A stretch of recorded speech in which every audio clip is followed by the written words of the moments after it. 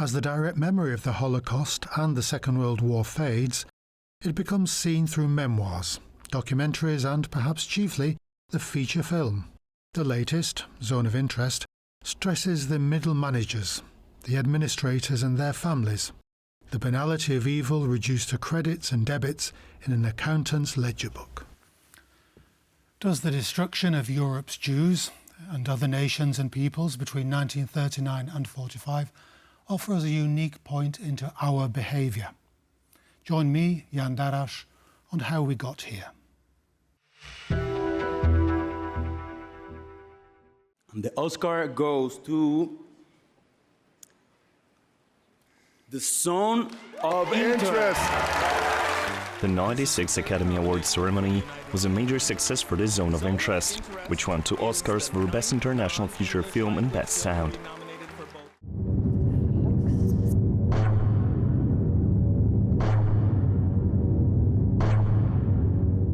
The Polish-British co-production shows the everyday life of the Auschwitz-Birkenau commandant and his family, living just outside of the death camp's fence.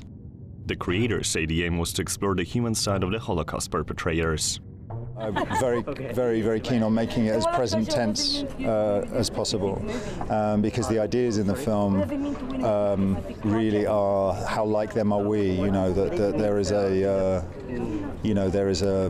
they are all too human. The Holocaust was unarguably one of the most destructive and murderous events in human history, claiming the lives up to 6 million Jews. But one aspect that is too often ignored is the business-driven mindset that its perpetrators had to adopt to come up with the robust logistics and plans necessary to see it through. Hitler's idea for a final solution relied on a careful mobilization and scheduling to efficiently shuttle millions of victims, often entire Jewish communities, across the European railway network in train carriages to the death camps. One prominent figure in coordinating the details was Adolf Eichmann. He organized the identification, assembly, and transportation of Jews from all over occupied Europe to extermination camps in German-occupied Poland. In the first wave of train deportations, nearly all residents of the Warsaw Ghetto were transported to the camp in Treblinka over a 7-week period beginning in July 1942. At least 250,000 Warsaw Jews had been removed from the ghetto during that time, most of whom were quickly murdered upon arrival at the Treblinka gas chambers, giving the system perfected by the Nazis all the characteristics of an automated assembly line. In his book, The Destruction of the European Jews, historian Roel Hilberg described this with the following words. The salient fact about the killing center operations is that, unlike the earlier phases of the destruction process, they were unprecedented. Never before in history had people been killed on an assembly line basis. Like many Nazis after the war, Eichmann portrayed himself as an obedient bureaucrat who was merely following orders. He indeed might be considered a resourceful and proactive manager who relied on a variety of strategies and tactics to see his task through. Denying responsibility for the mass killings, he said, I couldn't help myself. I had orders, but I had nothing to do with that business.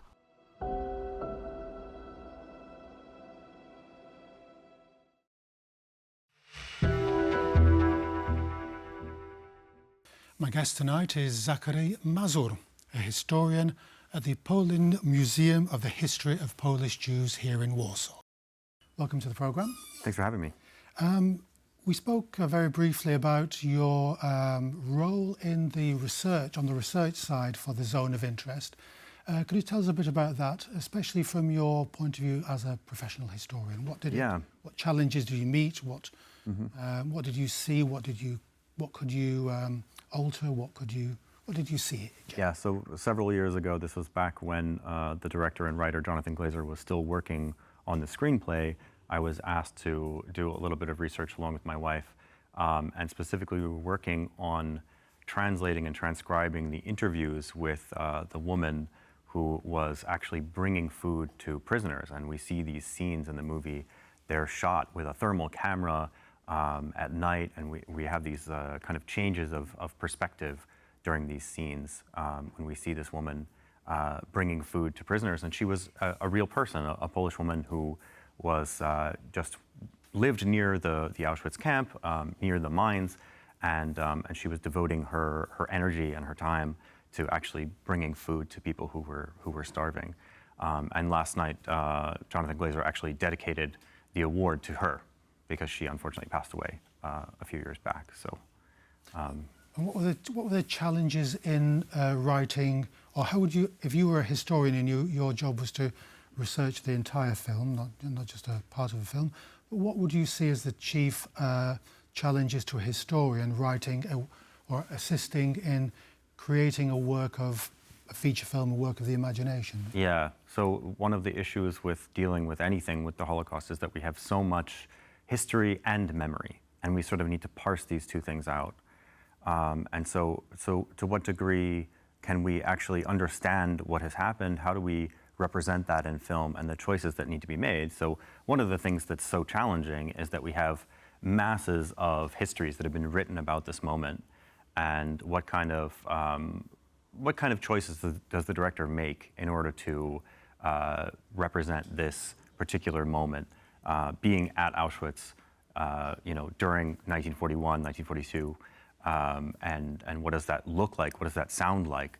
That's the challenge that Jonathan Glazer took on, and with any Holocaust movie, of course, we can get the same kind of issue of perspectives and trying to represent as many points of view as possible, or do we just focus on a narrow concept? And that's what Jonathan Glazer has done. That's right. I mean, many parties, many interested parties, governments, historians have almost a vested interest in the Holocaust. Is it a task that is almost impossible to encapsulate in a film or in a book, in a memoir? The horror, the size of it. You said that you needed to focus on a micro element or try and get a lot of opinions into the film. That seems to be a gargantuan and almost an impossible task. Yeah, I mean, for a director. For any director, I mean, Claude Lanzmann's Shoah, obviously the regular cut of the movie is something like 9 hours long, right? So that's one attempt to try to get as many voices as possible into this conversation and try to get a picture of what that event was. But I think for the more successful representations, the more, let's say, successful narratives that we can think of when we think about representations of the Holocaust, they are generally a micro view. We're not going to try to represent every single perspective across Europe, including Jews in Greece and Jews in France and Jews in the Soviet Union. So there are just so many things to talk about. If we're just talking about this one word that we think of as the Holocaust. Yes, and as you said, it's what you leave out, and the Shoah had a massive unused footage as well. Yes. There are more stuff that was left out than brought in. Yeah. It's a Western film. It's a Hollywood film, if we can term it that way. Are there any differences in the way Polish directors and Western directors approach the subject? So interestingly, Polish directors were some of the first to actually take on this topic. Back in 1948, there were 2 movies made. The first was The Last Stage, Ostatni Etap in Polish, and the other one was Border Street, Ulica Graniczna. And these 2 movies are quite amazing artifacts. They're sort of testimony and film at once. So The Last Stage was actually filmed at Auschwitz, at the camp, using survivors who were going back to this place and then playing their role over again, essentially. So there are several layers to understanding that movie, and there is so much raw emotion in that movie in particular, and in Border Street, which interestingly is about the Warsaw Ghetto, but it was actually filmed in Prague because Warsaw was completely rubble at the time, so there was no way to film it here. But then, later on, there were some movies that were being put together, especially in France. Had The Sorrow and the Pity, a couple other famous films that were about the Holocaust. But I think that there is a particular rawness and violence that is contained in these Eastern European representations of the Holocaust. I mean, you mentioned the fact that survivors actually acted in the film as a kind of almost a form of therapy to kind of get their experiences out. Now that the direct memory of the Holocaust is fading, the survivors are slowly dying off, what are the main themes that directors now latch on to in the Holocaust? This huge topic, not just the destruction of European Jews, but the context in which they were exterminated, and the bureaucratic process involved in choosing the infrastructure, all this sort of stuff. What are the main themes that you think that we may see in this sort of post-survivor type of film? It's hard for me to predict what filmmakers will do, but I think if Jonathan Glazer's film is any sort of indication about the future, then I think what we're seeing is a movement to understand the Holocaust as a kind of a symbol for our own ills as a society. And of course, the Holocaust is an extreme moment where so many things go wrong, right? But in this particular film, what we see is an attempt by human beings to dehumanize others, and therefore to be able to shut their eyes to the suffering of others. And that's something that we are able to do now. We are able to separate ourselves by walls, by borders, by technology as well. And that's a particular commentary that he's making. And it's set within this heightened time period of the Holocaust. But that's perhaps what we'll see instead of the kind of personal narrative. You know, we can think of Agnieszka Holland's movie Europa, which is telling the story of a single amazing survivor story, right? And that's a story driven by a single person. Is there a lesson there? Maybe not, right? Maybe it's just an amazing story of a single human being, rather than a commentary on where we are as a society. Well, that's right. I mean, we hear this almost a mantra that never again, or we must learn the lessons. Yeah. But we as human beings, as Europeans, as human beings generally,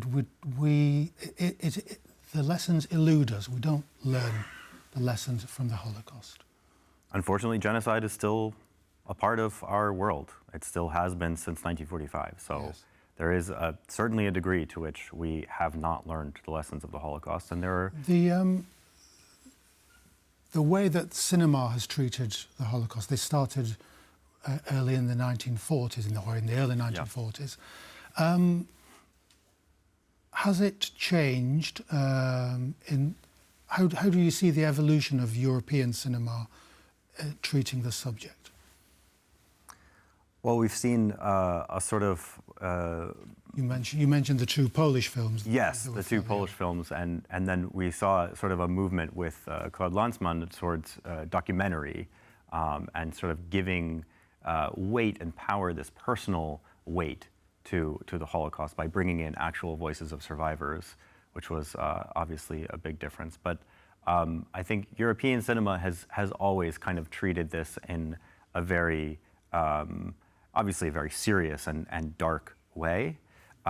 Whereas we can contrast this with the sort of Hollywood understanding, right? 1982, we have Sophie's Choice starring Meryl Streep.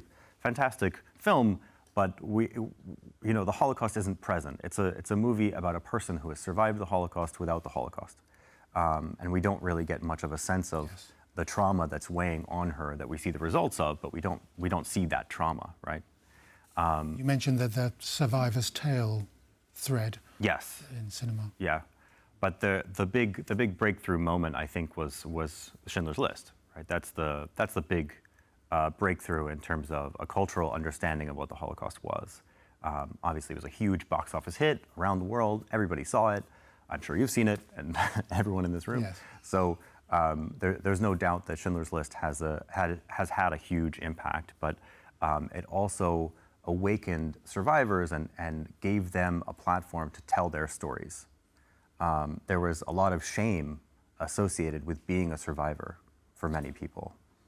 And Schindler's List, for whatever reason, I can't explain it psychologically. I'm not a psychologist, I'm a historian, so I'm looking at this from a historical perspective, that this is a moment when all of a sudden people start to feel like they can tell their stories without shame. And of course, as you know, Steven Spielberg funded the USC Shoah Foundation, which they brought cameramen and crews all over the world and filmed these testimonies with so many people that we now have for perpetuity. So we have to leave it there, Zachary Mazur, I'm afraid. A fascinating and unfortunately never-ending topic. So, but thank you very much for coming onto the programme. Great to have you. That's all we've got time for today. Join me same time tomorrow, Jan Darasz, for How We Got Here.